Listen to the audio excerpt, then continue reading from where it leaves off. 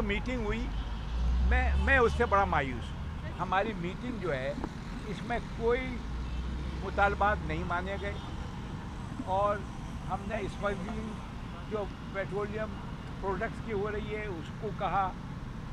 एक बात ज़रूर है कि हमने कहा आप ईमानदार ज़रूर हैं मगर उससे हमें फ़ायदा नहीं पहुंच रहा है और करप्शन जब तक ख़त्म नहीं होगा तो ये मसले हल नहीं होंगे। हुकूमत कुछ देने के लिए तैयार नहीं है। जो सिस्टम्स बनाए हैं और करप्शन के हवाले से बिलखसूस आप ये कह लें कि ताजरों को कहा जा रहा है कि ये करप्ट हैं, लेकिन जिन्होंने टैक्स वसूल करना है वो कौन है? वो करप्ट लोग हैं जिन्होंने इस पूरे माशरे को करप्ट किया है। लिहाजा पहले इस चीज़ की ज़रूरत है कि अगर रिफॉर्म्स लाने हैं पहले अपने डिपार्टमेंट्स में रिफॉर्म लेके आएँ।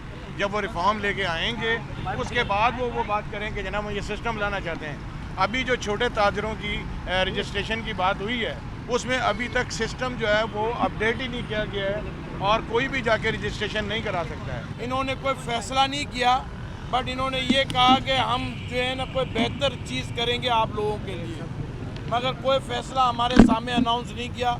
बट इन्होंने कहा कि आपके मसले मसाइल के लिए एक अलग मीटिंग भी करेंगे और जो सेल टैक्स के मामला के लिए हम कोई बेहतर चीज़ आपके लिए करेंगे, बाकी कोई चीज़ अनाउंस नहीं की। आज उन्होंने कहा हमाद साहब ने कि कोई 50 मीटिंगें हम कर चुके हैं, तो अगर वो 50 मीटिंगों में आप देखें ना, अगर आप जो कह रहे हैं बिल्कुल ठीक कह रहे हैं कि मीटिंगों के ऊपर मीटिंगें हो रही हैं। अगर आज फैसला अभी हो जाता तो हमें जुमे वाली मीटिंग नहीं करनी पड़ती जो हम जाना चाह रहे हैं और जो हमें बुला रहे हैं। तो गवर्नमेंट भी मेरा ख्याल है कि जो उनके पास जो कोई रेस्ट्रिक्शंस हैं वो उसके अंदर वो खेलना चाहते हैं, उसके अंदर वो बाहर नहीं हो पा रहे, जो कि वो समझ रहे हैं। वज़ीर आज़म ने कहा कि इतना सारा बहुत ज़्यादा लोड पड़ जाएगा। आज वज़ीर आज़म ने ये कहा कि ये लोड ज़्यादा है, लेकिन अब मैं ये कहता हूँ कि ये उनके पास क्या लिमिटेशंस हैं हम उसको समझने से कासिर हैं। लेकिन हम ये बात ज़रूर समझते हैं कि हम बिज़नेस से मुतालिक लोग हैं, हम इंडस्ट्री चलाते हैं। हम यही कह सकते हैं कि हमारी जो इंडस्ट्री बंद है उसकी वजूहत ये हैं कि ये जो है ना आपने ये जो नया टैक्स लगाया वो देने के लिए कोई तैयार नहीं है। इंशाअल्लाह ताला आज की मीटिंग के नतीजे में मैं समझता हूँ कि और जुमे को जो मीटिंग उन्होंने रखी है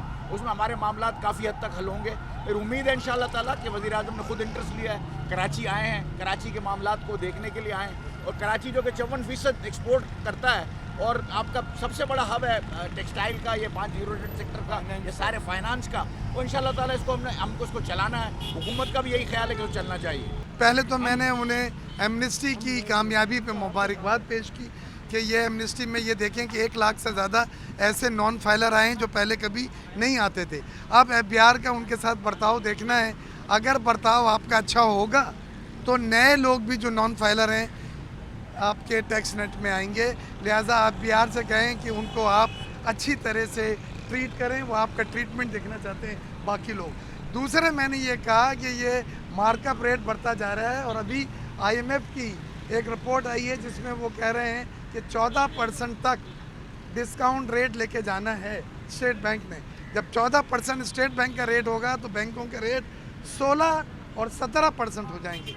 इस पर कारोबार नहीं हो सकता, ना नई सनतें लग सकती हैं। मैंने उनसे कहा कि आप नई मुलाजमतों के मौक़ों की बात कर रहे हैं, लेकिन 17% में मैं भी सनत लगाता हूँ तो मुझे चाबी बैंक को देनी है, डिफ़ॉल्ट होना है। तो ये आपकी गलत पॉलिसी है। अफरात ज़र को बैंक के लैंडिंग रेट बढ़ा के कंट्रोल ना माजी में किया जा सका और अब भी गवर्नर साहब से मैं मुत्तफिक नहीं हूँ।